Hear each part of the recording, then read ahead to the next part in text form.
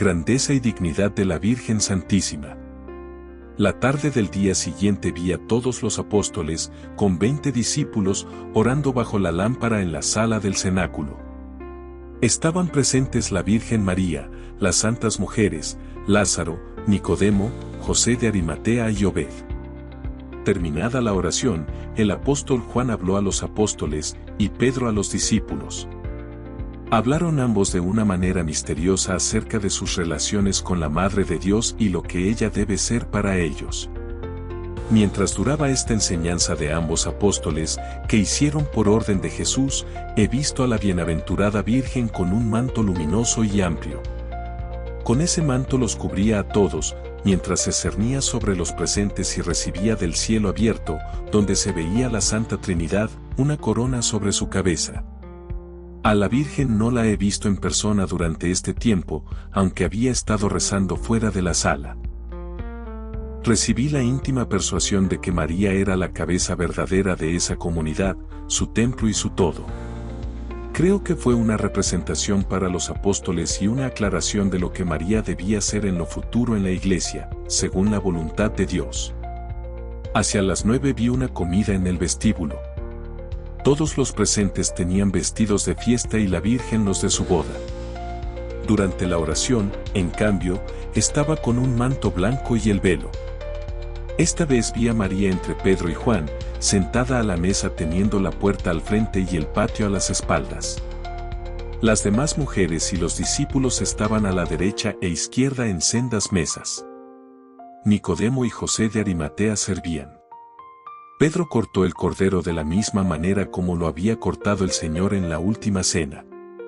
Al final de esta cena hubo un partir del pan y pasar de las copas, pero se trataba de pan y vino bendecidos no consagrados. Después vi a María Santísima con los apóstoles en la sala. Ella estaba en medio de Pedro y de Juan, debajo de la lámpara. Rezaron de rodillas delante del Santísimo descubierto. Cuando hubo pasado la medianoche vi que María recibía la comunión de manos de Pedro, hincada delante del Santísimo. Pedro traía el sacramento consagrado por Jesús sobre un platillo que cubría el cáliz. En ese momento he visto que Jesús se le aparecía a ella, aunque los demás no lo veían. María estaba rodeada de luz y resplandor. Oraron largo tiempo. A los demás apóstoles los he visto muy reverentes con la persona de la Virgen Santísima. María se retiró luego a una pequeña casita, a la derecha de la entrada al patio del cenáculo, donde tenía su habitación. Dentro ya, oí que cantaba el Magnificat, el canto del Benedictie de los 3 jóvenes en el horno de Babilonia y el Salmo 130, rezó todo esto de pie. El día empezó a clarear cuando Jesús entró a puertas cerradas. Habló largo tiempo con María, díjole que asistiese a los apóstoles y lo que ella debía ser para ellos. Le dio potestad sobre toda la iglesia, le dio su misma fuerza y potestad, su protección, era como si él mismo le diese su luz y la penetrase toda con su persona. No lo puedo decir de otro modo. Los discípulos hicieron una especie de corredor con telas y alfombras desde el patio al cenáculo, para que pudiera la Virgen ir desde su habitación al lugar del Santísimo y al coro donde cantaban y rezaban los apóstoles. Juan habita cerca de la celda de la Virgen. Cuando Jesús se le apareció en su celda, he visto que rodeaba su cabeza una corona de estrellas. Lo mismo he visto cuando recibía la comunión. Tuve el conocimiento de que todas las veces que comulgaba María, permanecían las especies sacramentales de una comunión a la otra, de modo que siempre adoraba a Jesucristo presente sacramentalmente en su corazón. Durante la persecución, después de haber sido apedreado San Esteban, hubo un tiempo en que los apóstoles no pudieron consagrar. Pero la iglesia no quedó sin el Santo Sacramento pues estaba vivo en el tabernáculo de la Beatísima Virgen María.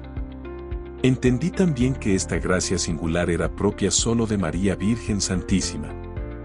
El número de los creyentes iba siempre aumentando.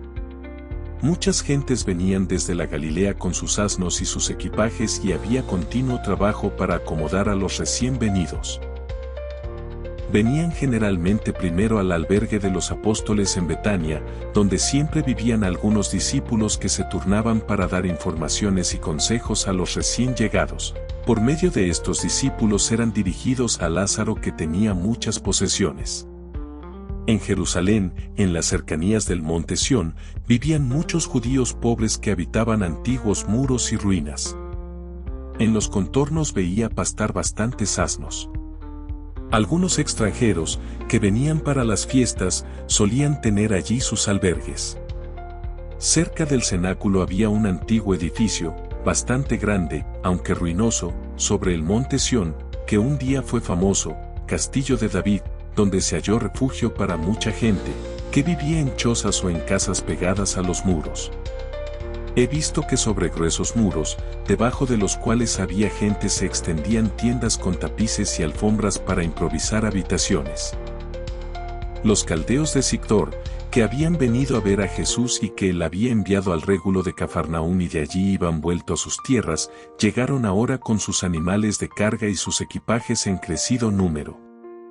Colocaron sus animales en el patio de la casa ruinosa. Los judíos no han hecho hasta ahora nada en contra. Solo han obstruido el camino hacia el monte del templo y por el lado del monte Sión hacia la piscina de Betesda, donde muchos cristianos tienen sus habitaciones. Las paredes que han levantado en muchas partes dividen y separan a estos fieles del resto de la ciudad. Los recién llegados están ocupados en apartar gran cantidad de géneros, algunos finos, otros groseros de lana blanca o amarilla, como también alfombras y telas para tiendas. Han formado gruesos rollos y los envían para uso común de la comunidad. Nicodemo y José de Arimatea distribuyen y ordenan todas estas cosas. Con estos géneros harán vestiduras sacerdotales y otras para los recién bautizados. A los necesitados se les da lo necesario y todos son atendidos convenientemente. Junto a la piscina de Betesda tomaron los apóstoles para su uso una antigua sinagoga frecuentada solo por extranjeros, está algo más elevada que la piscina misma. Aquí se reúnen los recién venidos y son instruidos por los apóstoles. Los recién llegados no son recibidos enseguida dentro de la comunidad ni tampoco entran en el cenáculo. Por el momento no veo que los apóstoles ni los discípulos ni los recién llegados frecuenten el templo. Si después de Pentecostés iban al templo era para predicar, después de haber recibido el Espíritu Santo. El templo de esta comunidad es el cenáculo, donde está el Santísimo Sacramento. La madre de todos estos fieles es la Virgen Santísima. Los apóstoles se aconsejan con ella y ella es para ellos un apóstol. Veo que la mujer y la hija de Pedro y otras mujeres, como la de Marcos, se trasladaron de Betesda a Betania, donde habitan bajo tiendas. Estas mujeres ya no tienen relación con sus maridos. Se juntan con los apóstoles solo cuando hay instrucción y se ocupan de tejer y trenzar telas diversas. En este trabajo están ocupadas muchas a la vez. También María Santísima. Marta y Magdalena cosen, tejen, bordan, a veces sentadas, a veces caminando con los trabajos en las manos. He visto a María bordar, en colores pálidos, figuras de apóstolo del Señor, sobre telas amarillas, grises o azul celestes. Las figuras no eran tan envueltas como las había visto antes. Una vez la he visto bordar una representación de la Santísima Trinidad. Dios Padre le entregaba al Hijo, que vestía como sacerdote la Santa Cruz. De ambos procedía el Espíritu Santo, no como paloma, pues las alas eran brazos. Estas figuras estaban más bien en los ángulos de las vestiduras. He visto en antiguas iglesias ornamentos que María Santísima había bordado. Los apóstoles ayudaban para procurar habitación a los recién venidos. Los he visto traer madera, esteras y cargar tapisque entretejidos. Los pobres reciben vestidos y comida. Lázaro es el principal proveedor. Las santas mujeres, entre las cuales veo a la de Zaqueo, se ocupan de proveer a las mujeres de la comunidad.